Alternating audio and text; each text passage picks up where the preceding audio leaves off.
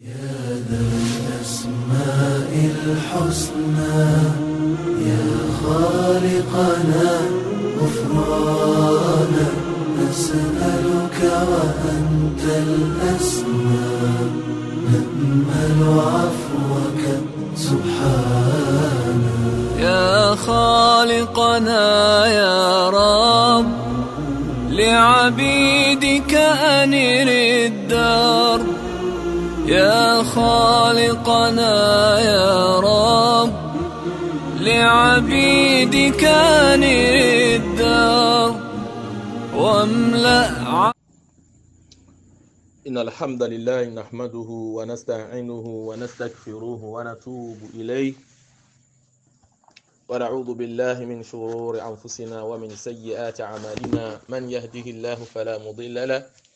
ومن يضلل فلا هادي له وأشهد أن لا إله إلا الله وحده لا شريك له وأشهد أن محمدا عبده ورسوله صلى الله عليه وعلى آله وصحبه أجمعين. اللهم صل على محمد وعلى آل محمد كما صليت على إبراهيم وعلى آل إبراهيم إنك حميد مجيد. اللهم بارك على محمد وعلى آل محمد كما باركت على إبراهيم وعلى آل إبراهيم إنك حميد مجيد. وبعد، السلام عليكم ورحمة الله وبركاته. Adá ọpẹ́ fún Ọlọ́run, ọba tí ọpẹ́ tó tọ́ sí, ọba tí ọpẹ́ tó yẹ, ọba àṣọ nínú àfihàn, ọba àná, ọba òní, ọba ọ̀la, ọba gbogbo ìgbà, ọba alààyè, ọba tó dádúró fún ara ẹ̀ tí ò sí ohun tó mú dúró. Àwọ̀ Ọlọ́run, àwa gbé gbogbo ọ̀rọ̀ wa agbélé ìrẹ́ Ọlọ́run ọba lọ́wọ́, má sábà wa tó Ọlọ́run. Gbogbo oore tó wá ṣe fún wa léyìí tó pamọ́ àtèyí tó ràn Ọlọ́run, àdúpẹ́ rẹ̀ fún ìrẹ́ Ọlọ́run. Wọ́n ṣàṣàlékún oore fẹ́mi pẹ̀lú yín. Ọlá títóbi Ọlọ́run, mo padà tọrọ ìkẹ́ fún Ànábì wa Muhammad sallallahu alayhi wa sallam, akẹ́yìndé gbẹ̀gbọ́n, abiyamọ gbọ̀já gbọ̀rọ̀gbọ̀rọ̀, ìkẹ́ Ọlọ́run, ìgẹ̀ Ọlọ́run, orí ajẹ́jẹ́ tán rẹ̀ kó máa bá Ànábì wa Muhammad, àwọn aráalé rẹ̀, àwọn sàábà rẹ̀, àti gbogbo àwọn tí ó máa ń gbé gìgísẹ̀ wọn lérí ìlànà Ànábì wa Muhammad náà títí jọrọ tó ní kálukú lọ pàdé wájú Ọlọ́run. Ìjọ tí ó bá wá yá Ọlọ́run, já bá yọ́nú ẹ̀ pàdé ní Ọlọ́run.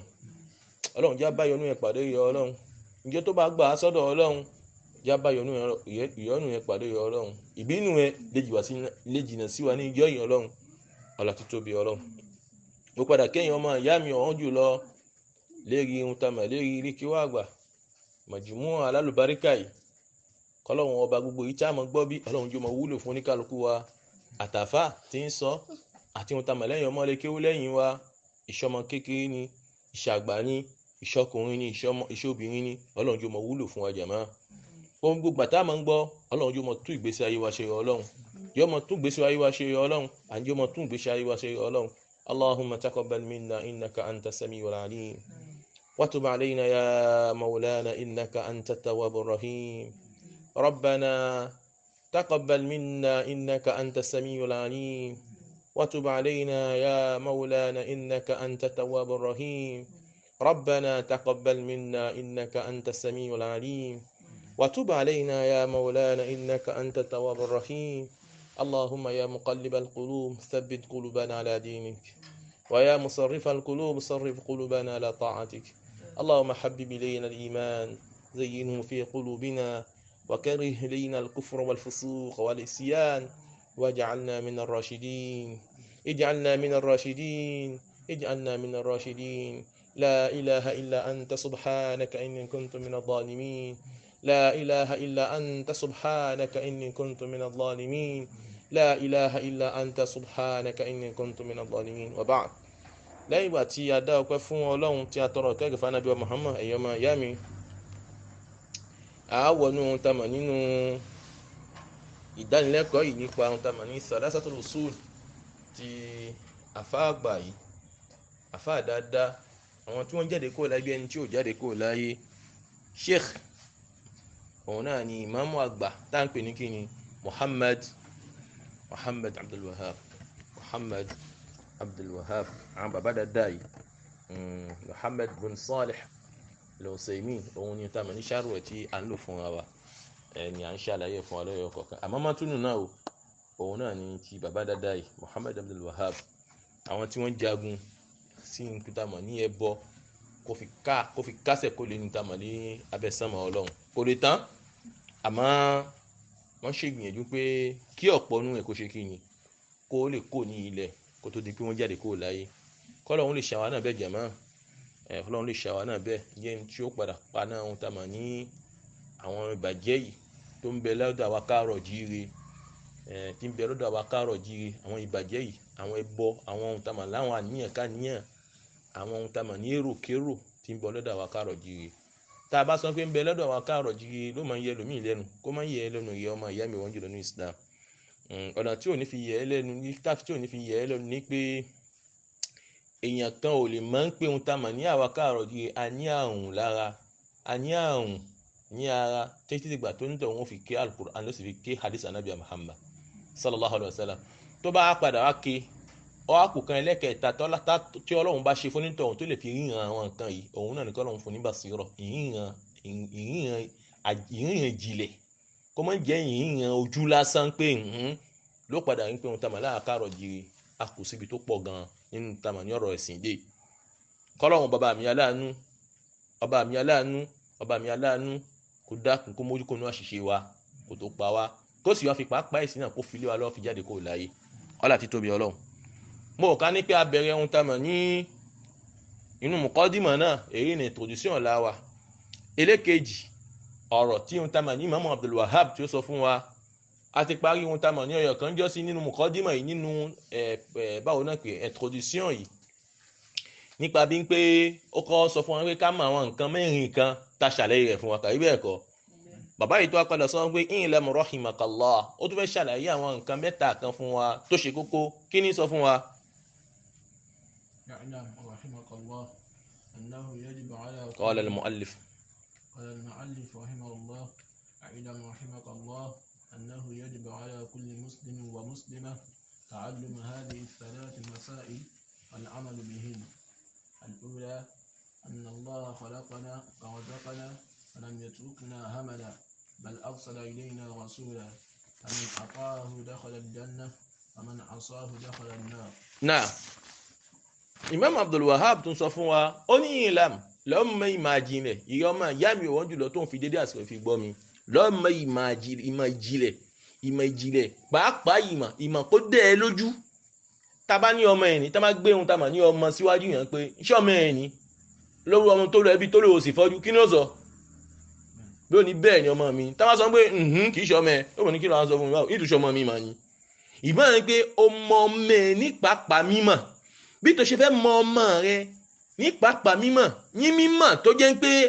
o lè ṣiṣẹ́ láyéláyé wọn lè gbé ọmọ yẹn síwájú yẹn kó máa sọ pé nígbà tí ìbáṣepọ̀ ọmọ náà kò ní agbègbè tó wà kábó lọ́bì kan nípa ọmọ náà báwo náà pé àsìkò kan wọn fi ríra wọn tó ń pọ̀ ọmọ tí ń gbé pẹ̀lú rẹ̀ ká máa sọ pé sọmọ ẹni ká máa sọ pé bẹ́ẹ̀ ni ọmọ ẹni kí ẹ máa sọ pé ọmọ ẹni kọ́ ẹni pé ló máa yà ẹ́ lẹ́nu ọmọ rẹ nìyẹn bí tó ṣe fẹ́ mọ ọmọ rẹ bẹ́ẹ̀ o gbọ́dọ̀ mọ àwọn nǹkan mẹ́ta tí ń ta mà ní Imam Abdul Wahab tó fẹ́ kà fún ẹ o gbọ́dọ̀ mọ àwọn nǹkan ibà jù bẹ́ẹ̀ lọ. ó ní rahimakallah ọlọ́run ó kẹ́ ẹ ló ka ẹkún ta mà lẹ́ni tọ́lọ́run ó kẹ́ ẹ láyé lẹ́ni tọ́lọ́run fẹ́ kẹ́ lálẹ́ kìámà Imam Abdul Wahab ó ṣàdúrà fún ẹ. ó ní annahu yajibu ala kulli muslim nípa ó ṣe ọ̀ranyàn fún gbogbo pátápátá mùsùlùmí káfàtàn lọ́kùnrin àti lóbìnrin káfàtàn ní abẹ́ sánmọ̀ ọlọ́run tó ti jẹ́ pé mùsùlùmí Allah wà mùsùlùmá èyí lọ́kùnrin àti lóbìnrin mùsùlùmá lóbìnrin ta'allum salasata hadhihi masail kó ma àwọn nǹkan mẹ́ta yìí tí a fẹ́ kà fún wa kó ma àwọn nǹkan náà tó bá mọ̀ wala amalu bihinna kó sì tó á fi àwọn nǹkan mẹ́ta yìí kó fi yegi ni kó fi ṣiṣẹ́ kí wọ́n ní àwọn nǹkan yìí alákọ̀ọ́kọ́ nǹkan tí a fà kọ́kọ́ kà fún wa ó ní kí ni الأول الأولى أن الله خلقنا ورزقنا أن الله خلقنا ورزقنا ẹjẹ́ adúró ń bẹ̀ náà díẹ̀ nígbà tí àfáà ń sọ fún wa ń pé ìkan mẹ́ta yìí agbọ́dọ̀ mọ̀ nígbà pé kí ni alákọ̀ọ́kọ́ أن الله خلقنا ورزقنا ní pé ọlọ́run ọba òun lọ́ba tó ṣe kí ni tó dá wa mùsùlùmí gbọ́dọ̀ mọ̀ bẹ́ẹ̀ náà ni Ọlọ́run ní ṣe kíni ní ṣe jíjẹ ní sì ṣe mímu Allahu akbar tá a bá dúró ńbẹ̀ èyàn ò lè gbọ́ yé nítorí pé tẹ́ bá bẹ̀rẹ̀ lọ́dọ̀ mùsùlùmí pé ta ló dé lọ́dọ̀ Ọlọ́run àmọ́ kò jẹ́ ẹlòmíì yé kò yé ẹlòmíì dé àwọn ibi tó yẹ kó yé ẹlòmíì dé nítorí pé nígbà tí èèyàn bá mọ̀ pé Ọlọ́run ọba ló ṣe kí ni ló dá òun kò ní wá nǹkan kan lọ́dọ̀ ẹlòmíì tó yàtọ̀ sí Ọlọ́run ọba yìí bẹ́ẹ̀ ni àìmọ̀ mọ̀ ń pé Ọlọ́run ọba ló dá ẹ̀dá lẹ̀dá nǹkan fi ń kan ẹ̀dá lẹ̀dá fi ń wá ohun tá mọ̀ ní oògùn káàkiri láti fi yege ni láti fi kó ẹ̀kọ́ mi ohun tí ń ṣe àmọ́ tó bá dá ẹ̀dá lójú pé Ọlọ́run ọba ló dá òun lódodo ló ṣẹ̀dá òun nígbà tóun ò tí ṣe kí ni nígbà tóun ò sí òun ò tí jẹ́ èèyàn tẹ́lẹ̀ gbogbo ohun tó bá ṣe ẹ̀dá pátápátá yányányán kékeré nú ẹ̀ni ńlá nú ẹ̀ni ló gbé kí ní ọ̀hún ló gbé fún ọba tó dá tó sì ní kó mọ ṣẹ̀mí lábẹ́ sánmà rẹ̀ Allahu akbar kabira ẹ̀ á yá dúró díẹ̀ káwá fi ohun tá mọ̀ ní àwọn ìjẹ́rìí fi hàn wá ń pé lódodo Ọlọ́run ọba náà ló dá wa àfáàníkà àkọ́kọ́ mùsùlùmí gbọ́dọ̀ mọ̀ pé Ọlọ́run ọba ló dá òun ní sì ń ṣe jíjẹ múmu òun wa dalilu zalika àání anna Allah khalaqana sam'i wa aqli afẹ́ fún wa ní ìjẹ́rìí ẹ̀mẹ́jì àgbàgbé a ní ohun tá mọ̀ ní ìjẹ́rìí pín sọ́nà méjì kàí bẹ́ẹ̀ kọ́ al-adillatu as-sam'iyya wal-adillatu al-aqliyya al-adillatu sam'iyya àwọn ìjẹ́rìí tó wá nínú al-Qur'an des preuves évidentes ní àwọn ìjẹ́rìí tí ò sí dútù fún nítorí Qur'an ló fẹ́ kà fún ẹ nígbà tí èèyàn bá sì gba Qur'an gbọ́ kí ló fẹ́ gbàgbọ́ gbèfè ilé nítọ̀hún ọ̀rọ̀ Ọlọ́run ọba àti ọ̀rọ̀ Ànábì wa Muhammad sallallahu alaihi wasallam ló padà fi hàn ẹ́ nípa bí ń pé yes ihun tá à ń sọ yìí des preuves à l'appui et des arguments ní èyí tó fẹsẹ̀ fi rinlẹ̀ òun náà pè ní àwọn adillatu sam'iyya lẹ́yìn tí a bá kó mẹ́ àwọn adé ihun tá a mà ní àwọn adillatu aqliyya àwọn ìjẹ́rìí ń pé bá ta'ammul nígbà tí ẹ̀dá bá réfléchí tá a bá sọ pé a bá réfléchí tá a bá gbé sínú làákàyè tá a bá tún ní pé báyìí ó gbọ́dọ̀ dàmà ní pé ohun tá a mọ̀ ní ohun tá à ń sọ yìí bẹ́ẹ̀ ni nítorí pé ìlàkàyè ṣe kíni kì í purọ́ fún yàn àyàfẹ́ tó bá jẹ́ kí ìlàkàyè ara ẹ̀ kó mọ purọ́ fún kì í sí tàyàn jẹ. ìdẹ́rìí alákọ̀ọ́kọ́ tí Al-Qur'ani àti ohun tá a mọ̀ ní kíni hadith òun náà ni àwọn adillatu sam'iyya ẹlẹ́kẹ̀yìn àwọn adillatu aqliyya èyí ni ìjẹ́rìí ìlàkàyè ìjẹ́rìí kíni ìlàkàyè tó bá ìlàkàyè mu wọn lè mọ sọ fún wa nísìnyí lápẹjú ẹ̀ ń pé òjò sánmà ní kò kéèyàn tó máa wà ń pè òun òjò kó ń sánmà ìmọ̀ tó bá yé ó bá ìlàkàyè múlẹ̀ kan náà tá a bá wo dáadáa òjò ní sánmà níbẹ̀ kò sí kàbí ṣùgbọ́n ìmọ̀ tó bá yé ìdáni àwọn adillatul aqliyya èyí ni àwọn ìjẹ́rìí tó bá ìlàkàyè mu á fi hàn wá pé Ọlọ́run ọba walladhi khalaqana òun ló ṣe kí ni òun ló dá wa. amma sam'i fakasirun wa minhu qawlu azza wa jalla qawluhu azza wa jalla tá bá fẹ́ wọnú tá mà ní Al-Qur'ani ní àwọn ìjẹ́rìí tí fi hàn wá pé Ọlọ́run ọba dá wa ṣe ó pọ̀ tá a lè mẹ́nu bà tán àmọ́ á sọ díẹ̀ fún wa ẹ já wo ohun tá mà ní Suratul An'am ayé ẹlẹ́kejì Ọlọ́run a'udhu billahi minash shaitani rajim huwa alladhi khalaqakum min tinin thumma qada ajalan wa ajalun musamman indah thumma antum tamtarun. Ọlọ́run ni huwa alladhi khalaqakum Ọlọ́run ní èmi Ọlọ́run bá mo ṣẹ̀dá yín dúdú nínú yín ni funfun nínú yín ni àhá nínú yín ni ọ̀bọ̀ kò sí ohun tó lè jẹ́ Ọlọ́run ni huwa alladhi khalaqakum èmi Ọlọ́run mo ṣẹ̀dá yín min tin mo ṣẹ̀dá yín láti ohun tá mọ̀ ní ọ̀rọ̀fọ̀ lẹ́yìn ìgbà tí mo ṣẹ̀dá yín láti ọ̀rọ̀fọ̀ èyí ni bàbá yín nìyẹn nígbà tí mo wá ṣẹ̀dá yín láti ọ̀rọ̀fọ̀ mo wá dá ohun tá mọ̀ ní ànábì Hawa mo dá jàmá látàrí jàmá mo wá ṣe kí ni summa qada ajala lẹ́yìn ìgbà tí mo dábò ṣe mo wá ní kẹ́yìnkẹ́ jáde látàrí láti ohun tá mọ̀ ní ara àtọ̀ lẹ́wúlẹ́wú Ọlọ́run ni summa qada ajala lẹ́yìn ìgbà tèmi Ọlọ́run wá padà wá dá yín bù ṣe mo wá fi àsìkò tó ní kálukú yín tẹ́lò láyé mo fi sínú ìgbésí ayé fún yín tí tèèyàn kan ò ní jọ tèèyàn kan. Mo fi àsìkò tẹ́lò láyé mo gbé fún yín pé ìwọ nígbà tó bá lò ìjọba yìí ló kù, tó bá lò títí ìjọba yìí ló kù. Ìjọ tó ní kálukú wá gbà tí bàbá lè mọ̀jọ tọmọ lè mọ̀jọ tìyàwó lè mọ̀jọ tìhun tàwọn ní bàbá títóbi Ọlọ́run. Bẹ́yẹn kan máa padà wá lo àsìkò tó lò Ọlọ́run sì ní kó máa palẹ̀ máa ẹnu tàmà lẹ́ni ẹ̀ kó máa bá òun. Súnmọ́ kọ́dọ̀ àjàlá lẹ́yìn ìgbà tẹ́mi Ọlọ́run tí mo dá ibùṣe tí mo dà yín sórí ilẹ̀. Súnmọ́ kọ́dọ̀ àjàlá mo wá fi ikú síbẹ̀ pé kó wọn mú yín nígbà tí àsìkò ní kálukú tó bá tó. Ìmọ̀ tó bá yé wàájàlú musamman inda bẹ́ẹ̀ náà ní àsìkò tó jẹ́ àsìkò àlìkìyàmọ̀ jàmá ń bẹ lọ́dọ̀ Ọlọ́run ọba ìbáyìí nígbà tó bá dé tó ní kálukú wa tá dìde nínú sàárè jàmá táfi lọ jẹ́pẹ̀ fún Ọlọ́run ọba náà. Ọlọ́run ní summa antum tamtarun pẹ̀lú gbogbo àlàyé táwọn Ọlọ́run ọba tá à ń ṣe fún yín pàwọ̀ ládàá yín. Àwọn Ọlọ́run láti tó gbẹ̀rẹ̀ mí yóò yé yín pẹ̀lú ń pé ohun tá a mà lálìkìyàmọ̀ ń padà bẹ Ọlọ́run summa antum tamtarun ayé tẹ̀sùkùn pẹ̀lú bẹ́ẹ̀ náà ẹ̀ gbà wọ́n Ọlọ́run ọba ẹ̀ gbà wá gbọ́ ẹ tún ní iyèméjì sáwọ́ Ọlọ́run ọba ń pé ǹjẹ́ àlìkìyàmọ̀ náà wà kàbí kò ní wá. Ìwà máa sọ pé ìmọ̀ ṣe iyèméjì fún àlìkìyàmọ̀ ọ̀nà pípọ̀ ni mùsùlùmí fi ń ṣe iyèméjì fún àlìkìyàmọ̀. Ẹlòmíì lè máa sọ pẹ̀lú ẹnu yẹn pé àlìkìyàmọ̀ ò sí o, kì í ṣe pé ń sọ pé àlìkìyàmọ̀ ò sí o, àmọ́ ìṣe ẹ̀ fi hàn pé àlìkìyàmọ̀ ń sọ pé kò yé kí ni kò sí ni. Nítorí pé ẹni tá à ń padà kìlọ̀ Ọlọ́run à ń kìlọ̀ òfin Ọlọ́run ọba fún à ń kìlọ̀ ń pé ṣàríà ń sọ ní pé àlìkùránì sọ hadisi Muhammad sọ ní ọ̀n tí Ọlọ́run ọba ránṣẹ́ kí wọ́n jẹ́ àtùpà fún ayé. Ní ohun tá a wá ń padà kọ̀ fún yẹn tó tù wá padà wà lérí kinní náà tí ò padà bọ́ páńkó mi kinní ọ̀hún kò sì padà bọ́ sẹ̀ ń pa kinní ọ̀hún jàmá kinní sọ bẹ́ẹ̀ nípa àlìkìyàmọ̀ òsì. Nítorí pé tó bá mọ̀ pé Ọlọ́run gbé ìdílé ló ṣe ìṣirò ohun tó ń padà gbé ṣe yẹn ló padà ṣe ìṣirò ẹ̀ fún yẹn ní ọ̀ràn èèyàn tó dájú ń pé kí ni irun ọ̀hún o gbọ́dọ̀ ju kíní ọ̀hún lẹ̀ pátápátá kó sì wá gbá Ọlọ́run ọba kó padà gbà mú ọ̀nà. Ẹlòmíì ó sọ pẹ̀lú ẹnu nígbà àlìkìyàmọ̀ òsì àmọ́ ẹlòmíì ó sọ pẹ̀lú ohun tá a mọ̀ ní ìwà ló sọ pẹ̀lú ìṣesí. Èyí tó wá pọ̀ òun ni pé à ń ṣe pẹ̀lú ìṣesí nígbà ń pé à ń ní dùtù sí ohun tá a mọ̀ lálìkìyàmọ̀. Ẹ sọ fún yẹn pé lápẹ̀jú yẹn pé ẹ̀yà o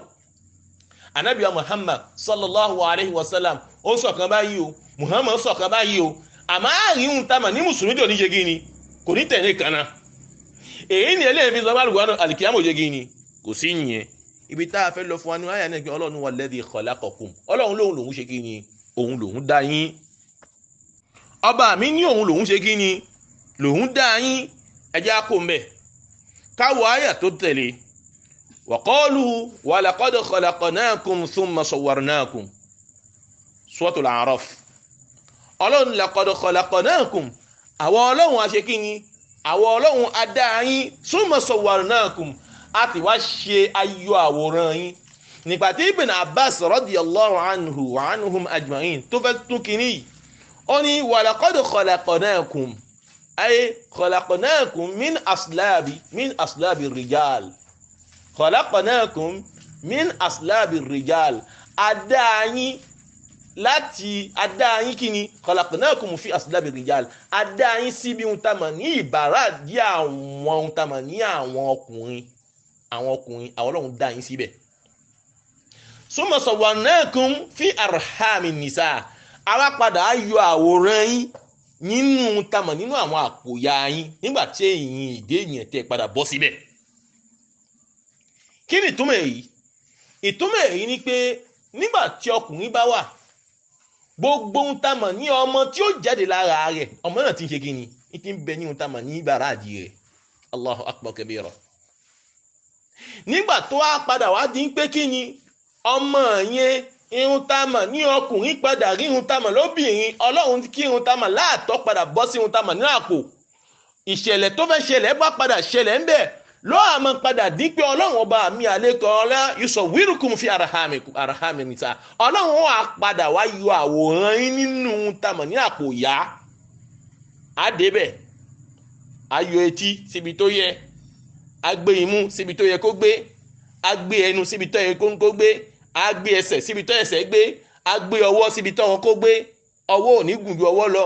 ẹsẹ̀ ò ní gùn ju ẹsẹ̀ lọ jàmá etí kan ò ní jù kó etí kan lọ jàmá gbogbo èyí ni gbogbo àmì ni tí fi hàn wá pé ọlọ́run ọba àmì jàmá àṣọ lọ́lọ́run ọba náà walaqad khalaqnakum thumma sawwarnakum àwọn ọlọ́run àṣekí ni khalaqnakum adá yín síbi ohun tá a mà ní ìbára àdí àwọn bàbá yín àwọn ọkùnrin jàmá thumma sawwarnakum àwọn ọlọ́run wa padà ṣíyọ ohun tá a mà ní kí ni ayọ̀ àwòrán yín sínú àpò àwọn ìyá yín. Tẹ́ bá fẹ́ wo títóbi ọlọ́run ọba mi ńlá ọ̀hún ẹ̀rí ohun tá a mọ̀ ní ọmọ kan náà ìyá kan inú kan náà ní gbogbo wọn ń gbé àmọ́ ẹ̀yìn rí àmì jíjọ lára gbogbo àwọn náà pátápátá kò sí èyí tí ó jọ èèyàn kan jàmá. eré ẹlòmíì ó lè kéré eré ẹlòmíì ó lè tóbi imú ẹlòmíì ó lè tóbi imú ẹlòmíì ó lè kéré etí ẹlòmíì ó lè tóbi etí ẹlòmíì ó lè kéré ẹsẹ̀ ẹlòmíì títóbi ọlọ́run. Ẹgbọ́n pé ohun tá a mà ní bàtà tẹ́lẹ̀ báyìí mọ́ wọ̀ ohun tá a mà ní dúzèdèmí ni mọ́ wọ̀ ọmọ mi ẹgbọ́n pé ohun tá a mà ní dísèdèmí ni mọ́ wọ̀ ó lè wá jẹ́ pé èyí tí wọ́n dísèdèmí yẹn ẹ̀gbọ́n ní jẹ́ fún èyí tó ń wọ ohun tá a mà ní kí ni dúzèdèmí ẹ̀gbọ́n ní jẹ́ fún ẹ̀gbọ́n tí wọ́n á ń jẹ́ fún ò ní pé kí ohun tá a mà ní ẹ̀sẹ̀ kẹ́nà kẹ́ gbẹ́sẹ̀ kẹ́nà wá kó láyé jàmá ta ní dáwọ́ àráyà báyìí tó yàtọ̀ sí ọba mi àlekè ọlá. Ọlọ́run ni walaqad khalaqnakum thumma sawwarnakum àwọn ọlọ́run aṣèkí ni adá Ibn Abbas ní adá yín síbi ohun tá a mà ní bàrá àdí àwọn ọkùnrin àwa yọ àwòrán yín sínú kí ni sínú tá a mà ní àpò ta ni àpò àwọn ìyá yín jàmá ayọ àwòrán yín àwọn ọlọ́run yọ àwòrán yín sínú ìjàmá ayọ àwòrán yín èyí báyìí ní fi agbára ọlọ́run ọba ń pé òun lọ́ba tó ń dá ẹ̀dá jàmá lùwà dá ẹ̀dá náà jàmá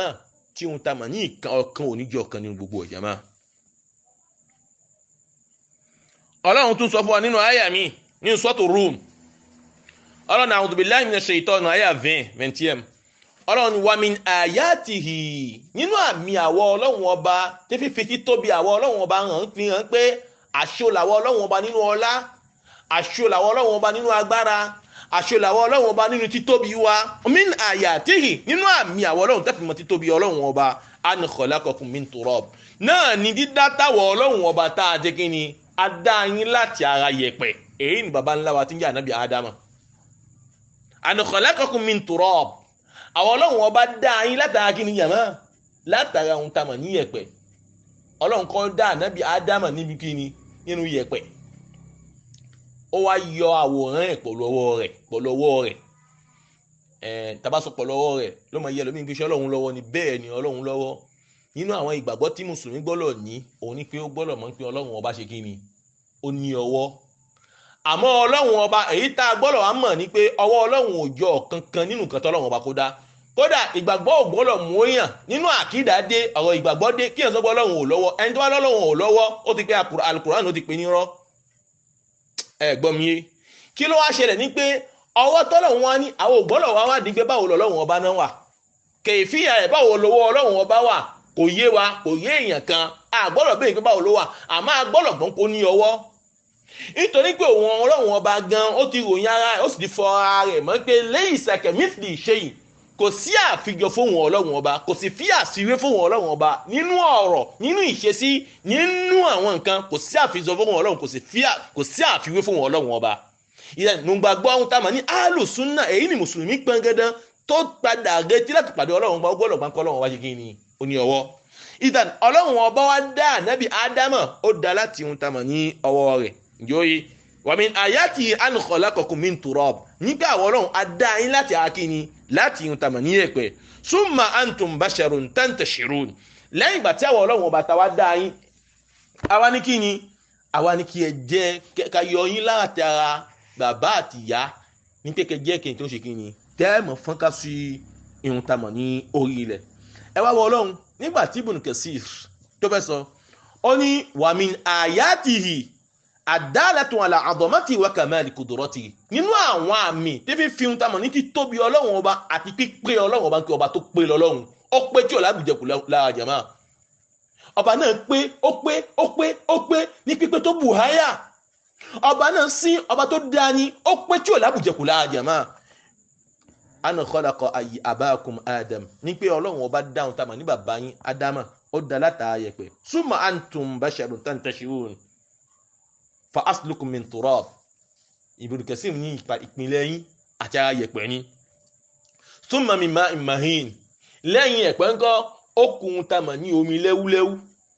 nítorí ńgbà tó di yẹ̀pẹ̀ tó pò ní yẹ̀pẹ̀ Ọlọ́run yọ ìyàwó rẹ̀ láti ohun tá mà ní fáwọn náà pé ibi ìhà ẹ̀ bá jàmá ọ wá ní kíran méjì ra wọn jàmá ní ohun tá mà ní àtọ́ a máa padà bọ́ sí ohun tá mà ní kíni a máa bọ́ sí ohun tá mà nínú àpò ìyá ọmọ ìyá jàmá a sì máa ń fọ́ mé ohun tá mà ní ọmọ a sì máa padà jáde ẹ máa gbọ́ ohun tí Ibn Kathir fẹ́ sọ ó ní lẹ́yìn ẹ̀ summa min ma'in mahin lẹ́yìn ẹ̀pẹ̀ ó wá di ohun tá mà ní àtọ̀ jàmá lẹ́wúlẹ́wú summa tasawwara fa kana 'alaqatan summa mudghah lẹ́yìn ìgbà tí ohun tá mà ní àtọ̀ wá bọ́ sí ohun tá mà nínú àpò ìyá jàmá ihun tá mà ní àtọ̀ yẹn wá di ohun tá mà ní kíni ó di ẹ̀jẹ̀ kíndí ó kò látọ̀ jàmá ó di ẹ̀jẹ̀ kíndí ó wá kò ní ẹ̀jẹ̀ kíndí ó di ohun tá mà ní bá sí ẹran títóbi Ọlọ́run ẹ̀dẹ́ ènìyàn nìyẹn o èmi tẹ́ ẹ̀dẹ́ ènìyàn tó pọ̀ nìyẹn o àfi kó mọ ṣàgọ́ lérí ilẹ̀ jàmá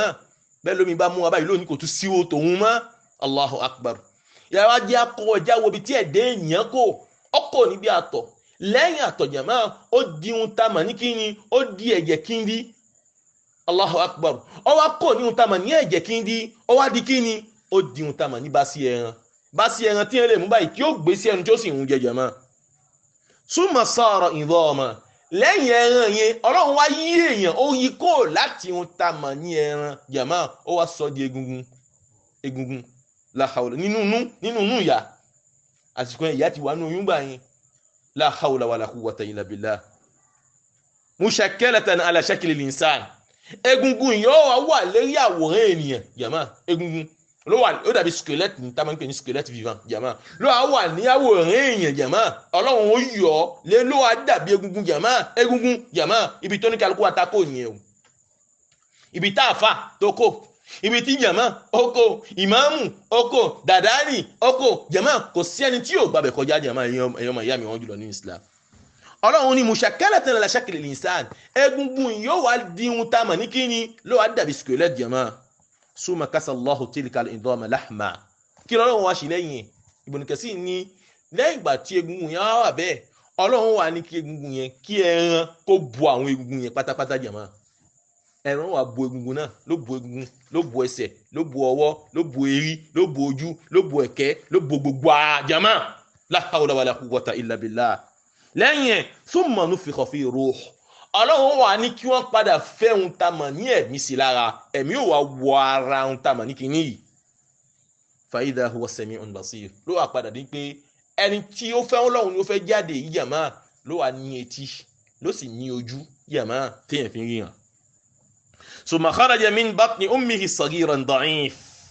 al-quwwa wal haraka Ọlọ́run rọ̀ wá ní kí àsìkò kó wá padà wá tó kásìkò kó wá padà lù nígbà tásìkò wá tó tásìkò bá padà á lù Ọlọ́run wà ní kí n ta mọ̀ ní ọmọ yìí kó jáde ní kékeré jàmá ní òpó ńlò jàmá ní òpó ńlò ní kíníkíní jàmá bẹ́ẹ̀ bá rí ọmọ mi ló kéré títí báyìí jàmá ló kéré Ọlọ́run ní kó jọmọ náà kó jáde sagira bàbá ọmọ yìí ó kéré gan tí agbára ò sí lára rẹ̀ jàmá kódà kò lè ṣe yes gan lókàn wà bẹ́ẹ̀ jàmá. ثم كلما طال عمره تكملت قواه وحركاته حتى آل به الحال إلى أن صار يبني المدائن والحصون الله أكبر àfáà ń sọ fún mi Ibn Kathir wọ́n sọ fún mi pẹ̀lú wípé tó bá dín pé ohun tá mà lásìkò wa ń lọ àsìkò ń lọ ẹ mọ̀ gbọ́n pé ọmọ 0 jour ìjọ kan 0 jour 1 jour ẹgbẹ́ 1 mois 2 mois gbogbo ìgbà tílẹ̀ bá ti mọ́ báyìí jàmá ẹ sì máa rí pé ìṣesí ọmọ yìí ń yàtọ̀ jàmá tálẹ́ǹtì ṣe bẹ́ẹ̀ tó yàtọ̀ sí ọba àmì ńlá tálẹ́ǹtì ṣe bẹ́ẹ̀ tó yàtọ̀ sí ọba tó tóbi tálẹ́ǹtì ṣe bẹ́ẹ̀ tó yàtọ̀ sí ọba àmì Allah àní tálẹ́ǹtì ṣe bẹ́ẹ̀ jàmá tó yàtọ̀ sí ọba alágbára jàmá tó dá sánmà méje àtìlẹ̀ méje tí ò fi òpó fi mú dání jàmá títóbi Ọlọ́run ọba òun jàmá gbígbọ́ngbọ́n Ọlọ́run ọba òun jàmá àní títóbi tó bù háyà jàmá Ọlọ́run sọ fún wa nínú Al-Qur'an Ọlọ́run ni wa ma qadarullaha haqqa qadrihi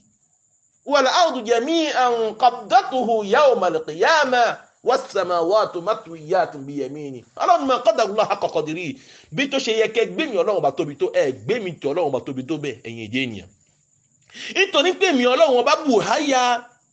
èmi ọlọ́run ọba tóbi èmi ọlọ́run ọba kọjá ohun tẹ́ ń fi ìlàkàyè fi wo jàmá la hawla wala quwwata illa billah tẹ́ ẹ bá padà gbọ́ tí tóbi náà lẹ́fìí pé Ànábì Muhammad sallallahu alaihi wasallam ó fi ọlọ́run ọba fi hàn àwọn sàábé mímọ̀ ọlọ́run táwọn sàábé wá mọ̀ ọlọ́run wọ́n ń ṣe kankan ìbádà náà fi gbogbo ìgbésí ayé wọn fi ṣe fi jáde kó láyé jàmá wọ́n wá ṣe túpọ̀ síbi jàmá ẹ̀rí ẹlòmíì ìhun tóun fẹ́ gbámú ojú ohun tàmà ní ìhun lọ ẹlòmíì ò mọ̀ ìyẹn náà fìlà bí eléyìí mà fi jáde kó láyé lẹ́yìn tí fi ṣe ọlọ́run ọba ní pé ọlọ́run náà kọjá ọba téèyàn lè ṣe ọlọ́run ọba náà kọjá ọba téèyàn lè ṣe kíni téèyàn lè ṣe ọba mi kọjá ọba téèyàn lè pàkàn mí pọ̀ mọ́ àfáwa ni ọmọ yóò wá jáde kóònù ní ó kéré jẹ̀mọ́ kò ní hákà jẹ̀mọ́ kò lè búyé gbogbo ìgbà tọ́dún bá ń lọ báyìí tọ́sí kan bá ń lọ ẹ máa rí pé ìgbésí ayé ọmọ yóò máa ṣe kíni ló máa ṣe ayé títí ẹ yà padà ní pé ọmọ yẹn di gbé kíni òun náà di èèyàn òun náà lóun fẹ́ kọ́lé òun náà fẹ́ ṣe gbá òun fẹ́ ra mọ́tò jẹ̀mọ́ wa yusafi fil akhtar ila qarim wa yarkabu al-buhur àfààní wo ọmọ yìí ló máa sáré òun fẹ́ buwá sí lọ báyìí òun fẹ́ buwá sí lẹ́gbàá jàmá bóta ní tó ètò yẹn pẹ̀lú ọmọ ìbéèrè fún ẹni tó bá ní làákàyè èrè ní kí tó fún un tamọ̀ lẹ́dà nípa pé kẹ́ẹ̀dá mọ ohun tamọ̀ ní títóbi ọlọ́run ọba ń pé aṣọ lọ́lọ́run ọba jàmá nígbà tó bá padà wáyá tán ọba tó ṣe bẹ́ẹ̀ fẹ́ dà gbogbo ìgbà yẹn ẹ̀dá ò tí ì máa ń pò tí ì máa ń rẹ o tó bá wáyá tán ẹ̀dá wa sọ pé nígbà tí yẹn bá dàgbà èyí máa tún ra yàn bí ni òmùgọ̀ bet ìyìn lè pé mú tán jàmá ṣé ọba tó dá ẹ tó tó ẹ tó rè ẹ tó wá dá ẹ sí ọba náà tó láti wá ní ọba aláwò ọba alágbára kò tó ní ọba tó lè wá ní ọba tí ó ṣó ẹ̀kọ́ mi gbogbo ohun tá mà ní ìṣòro ló wá gbọ́n nígbà tí yẹn bá dàgbà ìyẹn máa tún àyànṣọ́ ni o ẹ̀mí ò pé méjì o ìkankan ò ṣe gángan o irú àwọn èèyàn máa ń dira àyàn ni o ayé yìí ò ṣe gángan o la ilaha illallah gbogbo ẹni tí máa ń ṣòro ẹ̀ kó máa ń pé àṣetánì ló ti yí ẹyin sínú ìgbésí ayé fóun ó wá yé ẹyin náà jàmá kódà ló wà padà bímọ sínú ìgbésí ayé fún olùtọ̀ nítorí pé ọba tó dá èèyàn nígbà téèyàn gangan ò tí ì máa pé òun yóò jẹ́ èèyàn ọba yẹn ti tó láti ṣọ́ èèyàn ní gbogbo ohun tàmà láburú nígbà tí ọlọ́run bá wú ọlọ́run ọba náà ní ọba olùrànlọ́wọ́ gbọ́n tọ́lọ́run sọ fún wa nínú Al-Qur'an ni ọlọ́run ni hal ata ala al-insani hinu mina dahar lam yakun shay'an madhkura ọlọ́run ní ìjẹ́ ìwọ èdè èèyàn ọlọ́run bẹ́ẹ̀ wí ọlọ́run pè é sáàkíyèsí ọlọ́run fẹ́ ta ẹ́ jí ọlọ́run ní ìjọ ti wá sínú ìgbésí ayé ẹ̀ wí ìjọ owó rí nígbà àsìkò kan wà nínú àsìkò ìgbésí ayé rẹ̀ lam yakun shay'an madhkura èèyàn kan ò tí ì mẹ́yìn èèyàn tí ò tẹ́ nìyàn ní èèyàn kan ò mọ̀ pé ó jẹ́ èèyàn la ilaha illallah bẹ́ẹ̀ dábàá mọ́nú ó gbọ́dọ̀ mọ́ ọlọ́run sí bí ẹ̀dá bá mọ́nú wò ó gbọ́dọ̀ mọ̀ sí sin ọlọ́run pé aṣọ lọ́lọ́run ọlọ́run ní ìjọ tí wọ́n ní ìgbésí ayé ẹ̀rí hal ata ala al-insani hinu mina dar lam yakun shay'an madhkura tó yẹ pé èrè ẹ̀dẹ́ ènìyàn ó jẹ́ èèyàn kan ò mẹ́ ìyá ẹ̀ ò mẹ́ bàbá ẹ̀ ò mẹ́ èèyàn kan ò mẹ́ ǹjẹ́ àsìkò náà ǹjẹ́ o mọ́ kó wá sínú ìgbésí ayé ẹ̀ bẹ́ẹ̀ rí ọlọ́run inna khalaqna al-insana min nutfatin amshaj àwọn ọlọ́run nígbà tó wá yá tá a fẹ́ dára a ní kí wọ́n sun ohun ẹ̀ wọ́n wá sun ohun ẹ̀ la ilaha illallah ihun ta mọ̀ ní omi ihun ta mọ̀ ní ti bàbá pàdé ihun ta mọ̀ ní ìyá jàmá nutfatin amshaj àwa po gbogbo ẹ̀ apá méjì àpapọ̀ àwa ní kó jáde ní àtàrà rẹ̀ ta ní ṣe bẹ́ẹ̀ tó yàtọ̀ sáwọ̀ ọlọ́run ta ní dára ìgbà tó yàtọ̀ sáwọ̀ ọlọ́run ọba ńlá ọlọ́run amshajin nabtali nígbà tí àwa ṣe bẹ́ẹ̀ táwa ní kí wá ṣe kí ni àdé lásán àwa ṣe bẹ́ẹ̀ lẹ́yìn tó yẹ pé a ṣe ìdánwò fún ẹ báwo ló ṣe gbà ǹjẹ́ ohun tá a mà ní ẹ̀sìn náà tó bá wáyé yóò ṣe dáadáa ó rí gbígbóná ó rí tútù báwo ló yẹ kó rìn báwo ló yẹ kó má rìn gbà àdéhùn tó o bá wá padà wá yege ìyege ẹ ó padà ṣe kí ni ìyege ẹ ó padà kú ẹ yọ ìyege ẹ ó padà jẹ́ ó padà ní ohun tá a mà ní àlìjẹ́nà kó padà rí àlìjẹ́nà tóbi níwájú àwọn ọlọ́run ọba ọlọ́run faja'alnahu sami'an basira àwọn ọlọ́run wá ṣe é ní ohun tàmà ní kíni sami'a àṣẹlẹ̀ tí ń gbọ́rọ̀ basira àṣẹlẹ̀ tí ń rìn ẹ̀yin ọmọ ìyá mi ọ̀wọ́n jùlọ nínú Islam tá a bá fẹ́ wo ohun tàmà ní dídá ẹ̀dá tọ́ba mi tó jẹ́ èdè ènìyàn nítorí àfáà ní ẹ̀dá ènìyàn gbọ́dọ̀ gbà ń pé ọlọ́run ṣe kíni anna Allaha khalaqana ní pé ọlọ́run ọba lọ́ba tó ṣe kíni èyí tó dá wa. náà ẹ̀yin ọmọ ìyá mi ọ̀wọ́n jùlọ nínú Islam àwọn àyà tá a mú wá fún wa yìí àwọn àyà kan ni tí fi ń hàn pé ọlọ́run ọba mi àlékè ọlá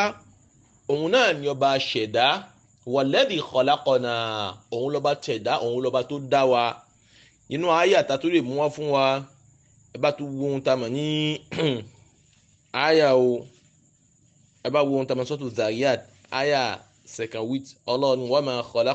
wa ma khalaqtul jinna wal insa illa liya'budun ọlọ́run ọba àdédé dáhùn tá a mọ̀ ní àlìjànú àti ènìyàn illa liya'budun ay illa liyuwahhiduni àwọn ọlọ́run àdédé dáhùn tá a mọ̀ ní ẹ̀dẹ́ ènìyàn àbí àdédé dáhùn tá a mọ̀ láàlìjànú àti ènìyàn àyàfi kí ni àyàfi ká fi sí òun ọlọ́run ká sì ṣe òun ọlọ́run ọba láṣọ nínú gbogbo ìjọsìn náà kí là ń pè ń pé ká ṣe ọlọ́run ọba nínú ìjọsìn ká ṣe láṣọ òun ní pé gbogbo ìjọsìn tá a fẹ́ ṣe pátápátá yányányányán pátápátá yányányányán a gbọ́dọ̀ ṣe nítorí èèyàn kan àyàfi nítorí ọlọ́run ọba nìkan àṣìṣe ni nígbà tí èèyàn fẹ́ kírun jàmá kó máa kàbí ní àṣìṣe ni nígbà tí èèyàn bá fẹ́ lọ hajj nítorí pé inú hajj jàmá inú hajj inú ìjọsìn ló wà àṣìṣe ni kí èèyàn wá lọ hajj kí èèyàn máa sọ pé hajj tí mo lọ yìí nígbà tí mo bá lọ nígbà tí mo bá dé àwọn èèyàn gan ó sì máa ń pé èèyàn ṣe kí ni èèyàn dé hajj èèyàn lọ hajj ládùúgbò subhanallah hajj ẹ ti bàjẹ́ nítorí pé ò lọ nítorí ọlọ́run ọba àṣìṣe ni ká wá lọ hajj bùṣe àpèjúwe là ń fún wa jàmá ká wá lọ hajj bùṣe ká gbé ohun tá a mọ̀ ní asẹ́ agbọ̀n tán kó gbàjá sí ká gbé sérí gẹ́ngẹ́ níbi alájì àti eyín ǹjọ́ yé ọlọ́run wà máa ń kọ́ lápọ̀tù àwọn ọlọ́run ò déédé dáhùn tá a mọ̀ ní àwọn àlùjànnú àtẹ̀yìn wà máa ń kọ́ lápọ̀tù jinna wal insa illa liyuwahhiduni fil ibada kàfi ká ṣe wọn ọlọ́run ọba láṣọ nínú ìjọsìn ọlọ́run dídá tóun dá wa nìyẹn báwo láwọn aṣọ ọlọ́run ọba láṣọ nínú ìjọsìn gbé gbogbo ẹ̀sìn tọ́lọ́run ní ká ṣe sẹ́ agbọ́dọ̀ ṣe nítorí ọlọ́run ọba nìkan agbọ́dọ̀ mú ìpín èèyàn mọ́ láàfin fún wa ní ohun tá a mọ̀ lápèjúwe àwa tá à ń lọ Mọ́kà lọ́dọ̀ àwa káàárọ̀ jíire hajj tẹ́lómi ti ń lọ kò lọ nítorí ọlọ́run ọlá ń pé ohun tá a mọ̀ ní ìyàwó tìyálé ti lọ lòun náà fi lọ yáwó ó fi lọ yáwó lòun náà fẹ́ fi lọ Mọ́kà ní pé irọ́ o kò ní ṣojú mi ìgbọ́n wọn náà ti lọ èmi náà gbọ́dọ̀ lọ ni subhanallah ló wàá lọ ẹ wàá gbọ́ wàá ṣe yín kalẹ̀ àfà ló ṣe yín àsìkò tó fi ṣe ìbádà lọ́hùn òní ṣe ìfini fi ṣe ìbádà ẹ̀yin ọmọ ìyá mi ní Islam ẹni tó bá ṣe bẹ́ẹ̀ hajj ẹ ti bàjẹ́ nítorí pé rìyà ti wọnú rẹ̀ kò ṣe nítorí ọlọ́run ọba mọ́ ẹlòmíín gbà tó bá ṣe yín náà bù ṣe kó bá dé ó ti mọ̀ ń pẹ́ ọ̀n tàmẹ̀ ní ẹni tí ń bọ̀ wájú tòun báyìí kò máa ń gbé kí ni òun lọ Mọ́kà nígbà tó ayọ̀ ló wàá ṣe yín lẹ́ẹ̀kan náà lórí ẹyin sísìn ló ṣe ẹ̀gbẹ́ náà clean láti yọ̀ngí ẹlẹ́hàjì ọdún yìí náà ni bẹ́ẹ̀ ni ọkọ̀ wa rán wa lọ ni ìdàmọ́ wọ́n dàbí oníbèrè kan tí ń béèrè lọ́sìkò kan gbé ustad ẹ dákun ẹni tí ń ta mà ní ọkọ̀ ẹ bá ní tó báwọn bá lọ Mọ́kà kó ṣe yín bọ̀ fún òun kan yóò lè ṣe wú bẹ́ẹ̀ ó lè ṣe wú eyín bẹ́ẹ̀ ọkọ̀ ní kò bá hajj ẹ̀yẹ ọ̀hánù fẹ́ bá hajj ẹ̀yẹ subhanallah kódà bọ́kọ̀ ní ó san bóun bá jẹ́ pé òun ló sanwó fún yàrá tó ní kò ṣe wú eyín bẹ́ẹ̀ subhan ọfẹ́ bá hajj yẹ ni tètè ṣe wáàsí fún ṣèṣe tẹ wáàsí fún ọkọ̀ bẹ́ẹ̀ pé ẹfẹ́ bá hajj yẹ nìyẹn yàrá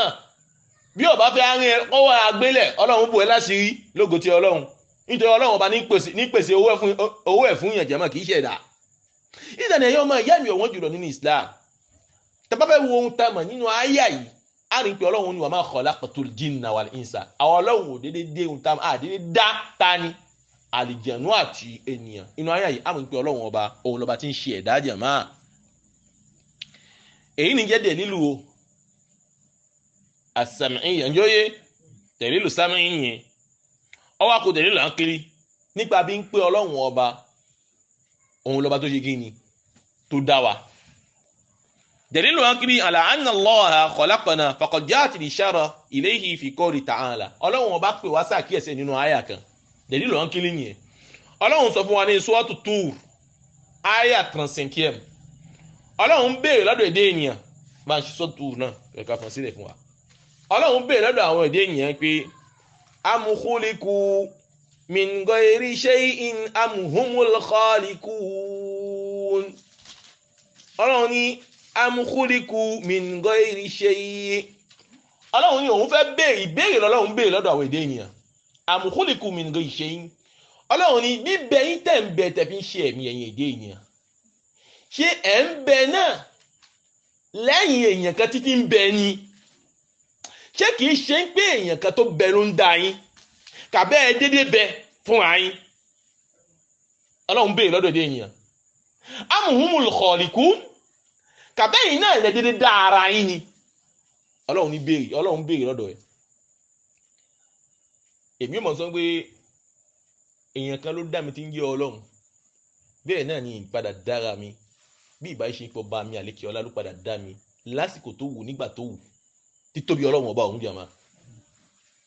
Ọlọ́run béèrè dẹ̀lí là ń kiri, ta ni wọ́n á gbé ìbéèrè yìí síwájú ara rẹ̀ tí ó fún èsì mi tó yàtọ̀ sí èsì tí mo fẹ́ fún yìí? Tó bá fẹ́sùn mi jẹ́ lọ́wọ́ dáadáa kò sí mẹ́ nǹkan mi ń ṣe. Ọlọ́run ní kí ni am khuliqu min ghayri shay'in, ìbéèrè. Ṣẹ́yìn èdè ènìyàn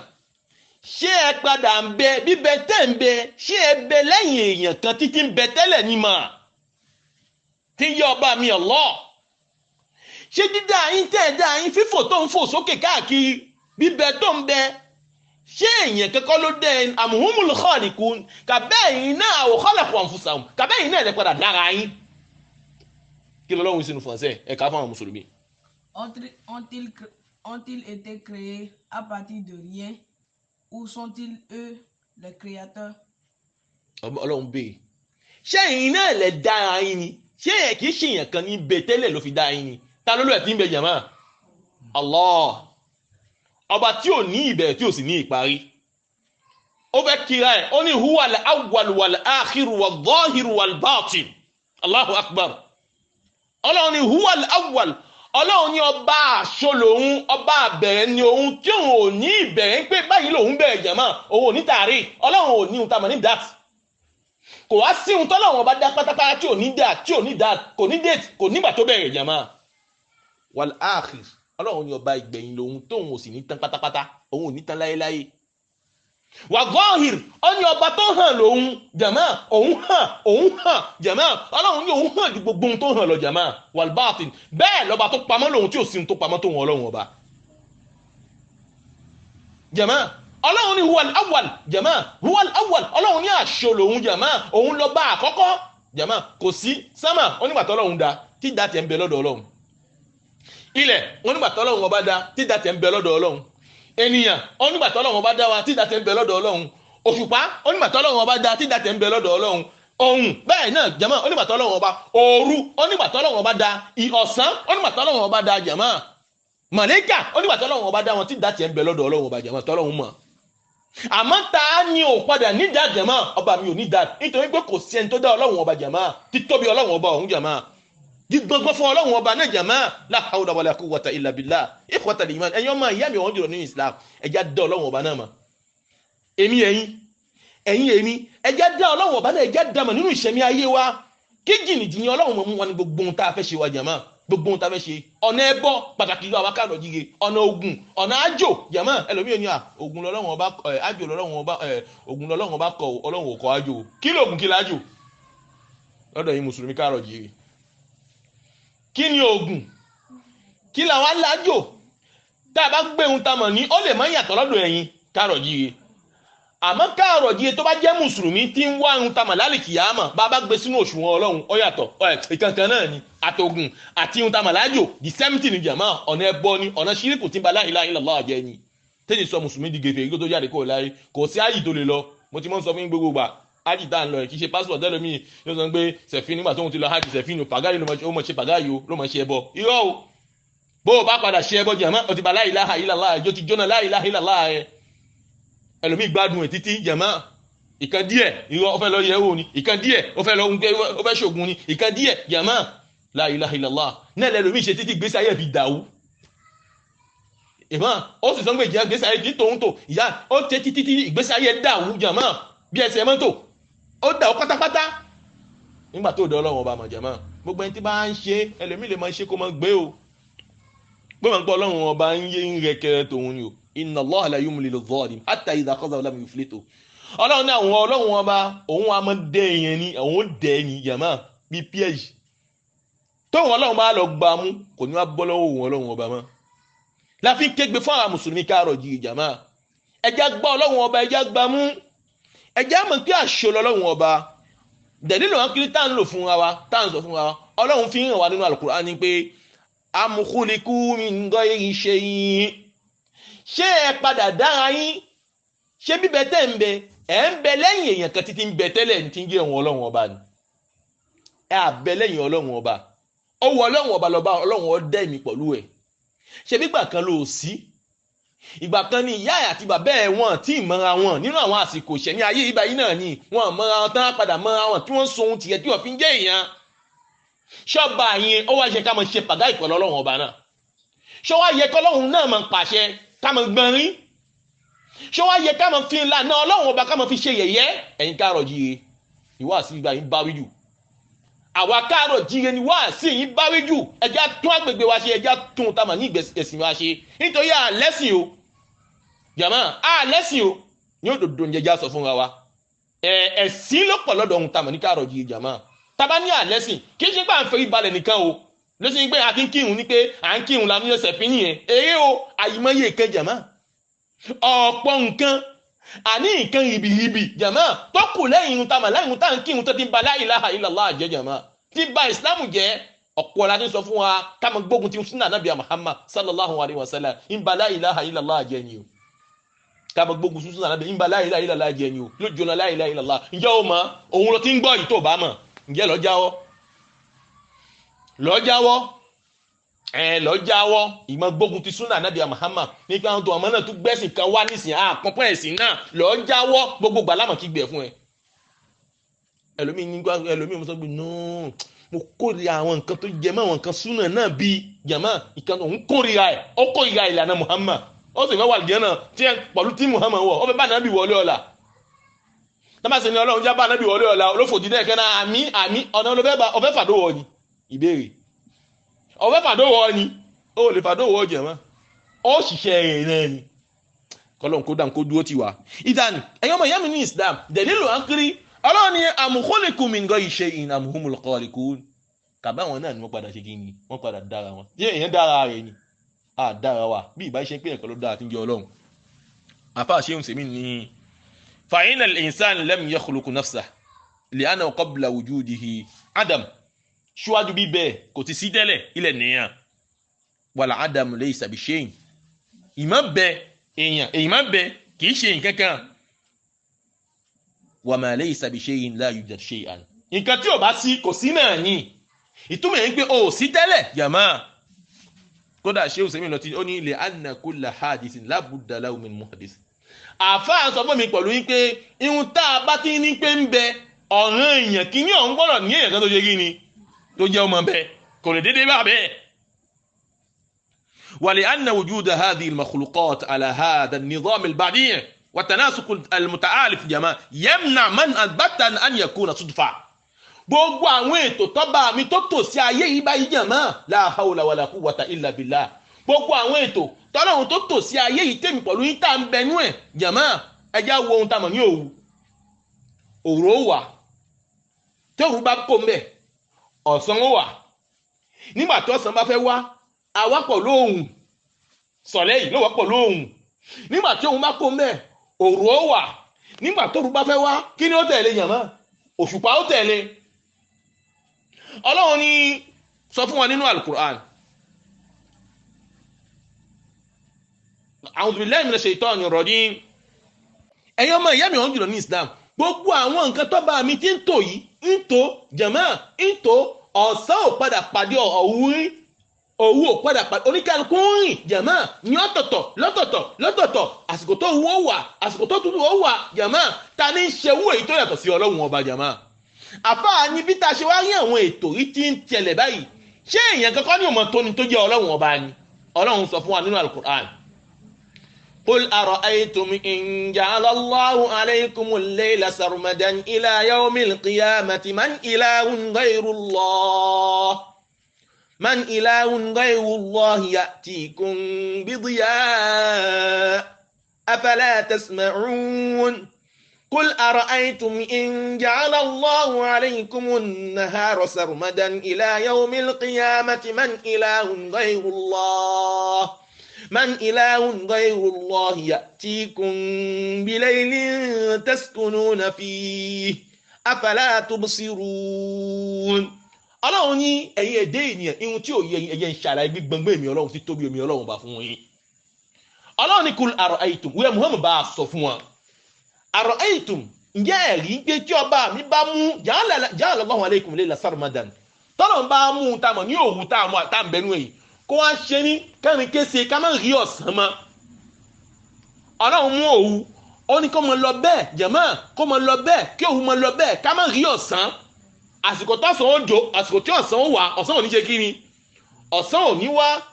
òun wá ṣe lọ gbọ́n ní kéṣe ila yawmil qiyamah títí àlìkíyàmọ̀ ó fi dé káwà nínú òwú bẹ́ẹ̀.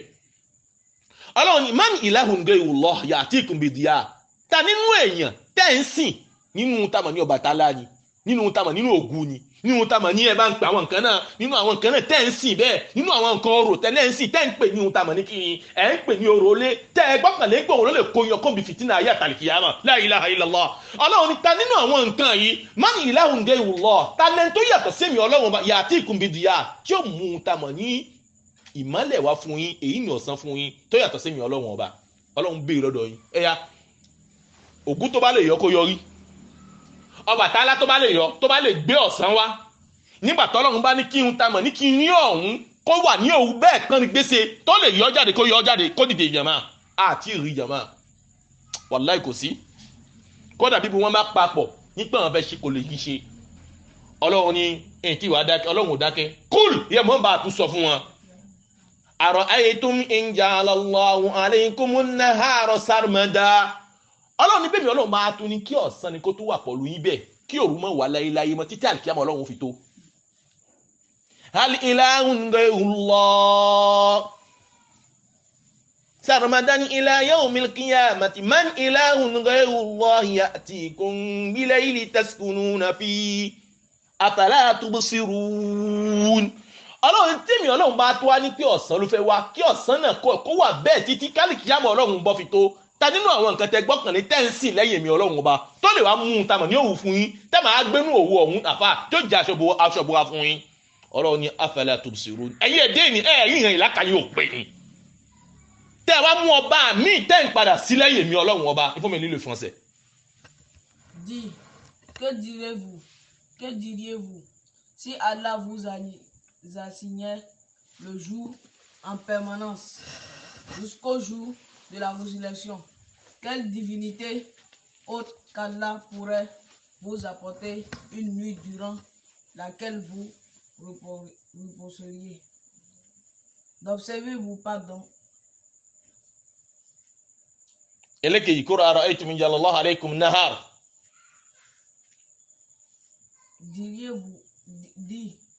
Que diriez-vous si Allah vous assignait le jour en permanence jusqu'au jour de la résurrection? Quelle divinité autre qu'Allah pourrait vous apporter une nuit durant? Ọlọ́run ẹ bá fẹ́ wo àyà yìí ẹ já lọ wo Suratul Qasas le récit àyà 72 àyà 71 72 kódà tẹ́ bá fẹ́ wo ohun tá a mọ̀ ní àyà ẹlẹ́kẹ̀ẹ́ta tó ń yẹ 73e Ọlọ́run ní wa min rahmatihi ja'ala lakumul layla wan nahar. Ọlọ́run nínú ìkẹ́ èmi Ọlọ́run tí mo fi kẹ́ yín nínú ọlá èmi tí mo fẹ́ ṣe fẹ́yìn èdè ènìyàn pẹ̀lú bẹ́ẹ̀ àgbọ́ràn o pẹ̀lú bẹ́ẹ̀ àgbọ́ràn o ẹlòmíì ṣọ̀tá fún ọmọ ẹ̀ ọlá ń pẹ́ ọmọ ń ṣe súnà títí ó fi jáde kó láyé ni àbọ̀ olùfẹ́ bá wájú Ọlọ́run nítorí pé ọmọ lóun fẹ́ wọ hijab ọmọ ní ṣòkòtò tó fẹ́ kọjá kóòsẹ̀ jà ọkọ̀ fẹ́ kọjá kóòsẹ̀ ó gbógun tí ọmọ yẹn títí àwọn fi jáde kó láyé títí ó fi jáde kó láyé ní sọ fún ọmọ pé ibẹ̀ ẹ̀pọ̀ títí fi jáde kó láyé ọ̀tá Ọlọ́run subhanallah ọ̀tá Ọlọ́run kí ni máa ṣẹlẹ̀ ní pé ǹjẹ́ ńgbà tí ẹ̀ mọ kíní yìí pé ǹjẹ́ òdodo làwọn ọmọ ń gbé dání kàbí kì í ṣòro ǹjẹ́ àyí bẹ́ẹ̀ lọ́dọ̀ àwọn tó gbé ohun tamà ní ìmọ̀ ìjìnlẹ̀ dání àmọ́ èyí tàbí gbé lọ́dọ̀ àwọn tó nímọ̀ ìjìnlẹ̀ dání àwọn àfa gbòòzà ọ̀dọ́ wọn la àmọ́ lọ bá ìgbésí ayé wa jẹ́ jàmá ni mo fi sọ fún yín gbogbo ẹni tó bá bá àlùsúnà ṣe jàmá ló jèrè ayé ló jèrè àlìkìyàmọ̀ o nítorí pé kò ní fikún fún kò ní pẹ̀lú fún ẹ èyí tó bá wà lọ́wọ́ ẹ ló sọ fún ẹ lẹ́ẹ̀kan náà nítorí pé kí ni àlùsúnà yìí gbé irọ́ kì í gbé pamọ́ kì í gbé irọ́ nìkan wá gbé pamọ́ là ló sọ ohun tá kódà tó bá ń fún ní mílíà níyọ kọ̀ọ̀kan ló sọ fún ẹ ó bá fẹ́ fọwọ́ mú mílíà rẹ̀ àmọ́ ohun tàmà ní àwọn àfá gbòòzà tó yẹ pé ńgbà tá a jọ padà kéwú yàn mọ́ wọ́n padà dérí tẹ́yìn wọ́n padà sọ ohun tí ohun tàmà ní ohun tá a kéwú wọ́n padà sọ mọ́ ọlọ́run tí wọ́n fẹ́ jẹ wọ́n fẹ́ fi ba àlìkìyàmọ̀ àwọn jẹ́ yàn mọ́ ọlọ́run ní ṣe wá bẹ́ẹ̀ o ọba mi ò ní ṣe wá bẹ́ẹ̀ o ihun tẹ́dà ó jẹ ihun tí wàá padà jẹ́ yàn mọ́ ayọ̀ ti wà ní àkọọ́lẹ̀ ọlọ́run ni mo fi ń sọ fún yín gbogbo bí tẹ́ bá wà jàn mọ́ lábẹ́ sánmọ̀ ọlọ́run gbogbo bí tẹ́ bá wà ẹ mọ́ lọ́bì kan alùsùnà ní kẹ́ mọ́ wákàtí láti fi gba ìmọ̀ lọ́dọ̀ wọn pé mò ń wá ìmọ̀nà ó sì rí ìmọ̀nà wallahi ó rí ìmọ̀nà tó bá ń padà wá tó bá ń wá nígbà ń wá mọ̀nà wallahi ó rí ìmọ̀nà tí wọ́n ṣe àlàyé ẹ̀ fún ẹ prop àmọ́ ń gbà tó bá ti jẹ́ ń pé ń ta mọ̀ ní kíni àdánù ló ń wá káàkiri ọkàn ẹ ò mọ́ ìwọ náà kan sọ pé ń wá ìmọ̀nà àmọ́ ò wá ìmọ̀nà nínú ọkàn ẹ ó sọnù fi jáde kó láyé ni ọlọ́mọdé asọ̀nù fi jáde kó láyé ìdáná ẹ̀yọ́ ọmọ ìyá mi ọ̀wọ́n jùlọ nínú Islam ṣéhùn sèmi ní fi ń yé mi pẹ̀lú yín nínú tamẹ̀ nínú ayé ìyàmá ní pé àmùkúlìkù mi nìkan ìṣe ìnàmùhùn kọ̀ọ̀lìkù nípa bí ń pé ihun tamẹ̀ ní ìṣẹ̀mí ayé tá à ń padà rí pẹ̀lú bí tọ́lọ́hún ṣe tó ògùn ó wà ọ̀sán ó wà òun ó wà òṣùpá ó wà gbogbo ẹ̀ ń lọ bẹ́ẹ̀ jàmá kò lè wá bẹ́ẹ̀ lásán bí ìbá ṣe ń pín èèyàn kan ló wà níṣe gíní ní darí ihun tamẹ̀ ní ìṣẹ̀mí ayé tó ti ń jẹ́ ọlọ́run bá mi àdékè ọlá náà lẹ́fì rí ìtàn tí mo mú wá fún yín jọ sí ìtàn Abu Hanifa nígbàtí Abu Hanifa fi ń ṣe kíni ń ṣe mọ̀nà ó fẹ́ ṣe ìdìbà kọ́ láwọn èèyàn ní àwọn tí ò gbà ń pé ọlọ́run bá ń bẹ àwọn philosophe àwọn ti kàwé jù àfà ìwé wọn á padà yí wọn lọ́pọlọ àṣetánù wa yé ẹyin sínú ìgbésí ayé fún wọn ó yé ẹyin sínú ẹ̀ fún wọn yàmọ́ àwọn sọ pé kò sí ọlọ́run ọba tó tẹ̀fẹ́ ní kọmsá tó tẹ̀fẹ́ ní dálódéyà ó ní ohun tamọ̀ náà tẹ̀mù náà yàmọ́ tí wọ́n máa ń lò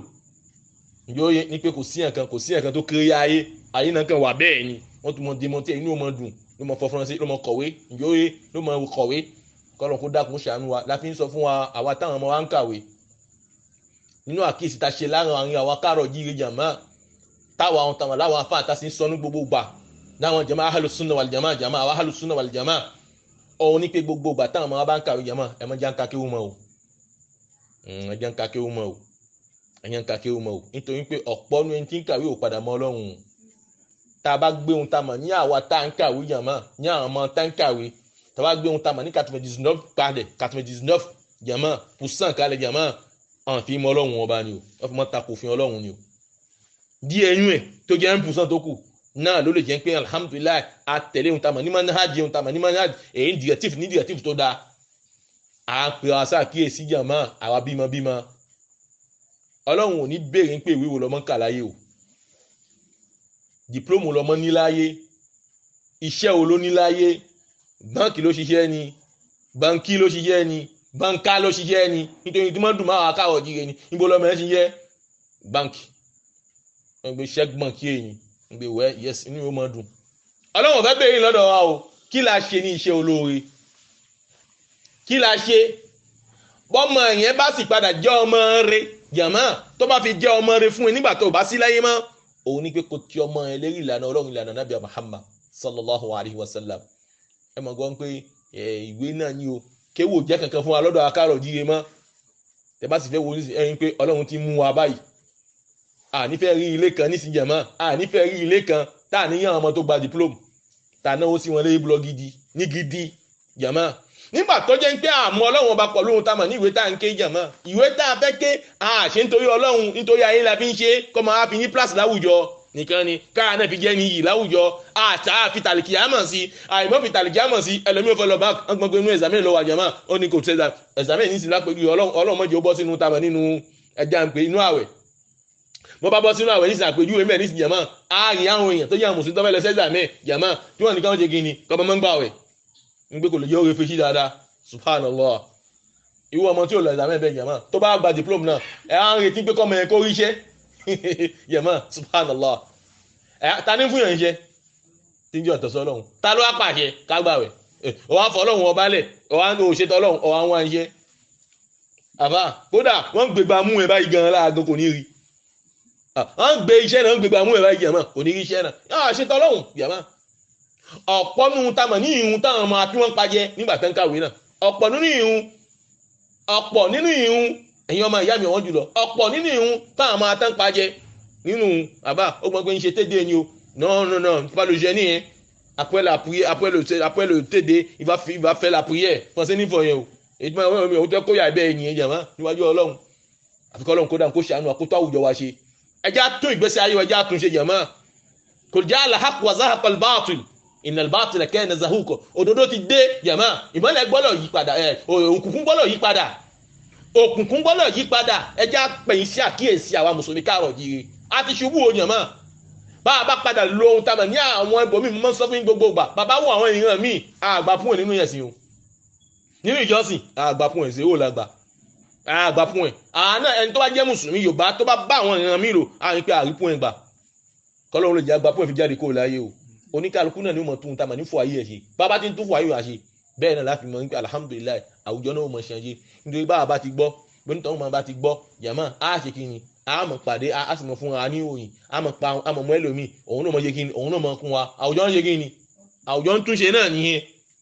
gbogbo ìta ń sọ ọlọ́run yóò wúlò fún un tamà ní ayé jàmá ìdáná ibi tí a dúró nílògò tí ọlọ́run ọba èyí a sọ nípa ohun tamà ní dẹ̀lílù sàmì àti ti ánkílì nípa ń pé ọlọ́run ọba huwa alladhi khalaqana òun lọ́ba tó ṣe kí ni ọba tó dá wa nígbà tẹ́ẹ̀dá bá sì wá mọ̀ pé ọlọ́run ọba ló dáhùn ló ṣẹ̀dá tòun jàmá tó bá dá lójú bẹ́ẹ̀ ẹ̀yin pé kò sí ohun tí ó ṣe tí ó padà ké pẹ́ lómi tó yàtọ̀ sí ọlọ́run ọba náà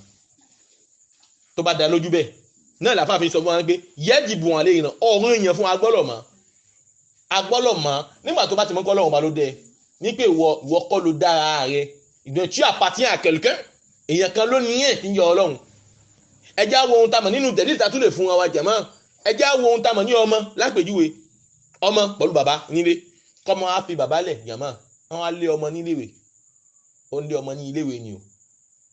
níbi kò lọ gba òde wa kọ́mọ á fi bàbá rẹ̀ lẹ̀ ìjòyè kó a lọ dàmọ̀ dọ́dọ̀ ẹni tó wà ní ẹgbẹ́ ilé ń pé òun fẹ́ gba owó ìtújọ lọ́dọ̀ tòun bàbá tòun ò sanwó léwé tí bàbá sì lágbà tó lè sanwó bàbá bá gbọ́ kí ní òṣè bàbá ò bínú ní pé báwo ló ṣe yẹ tí mo sì wà láyé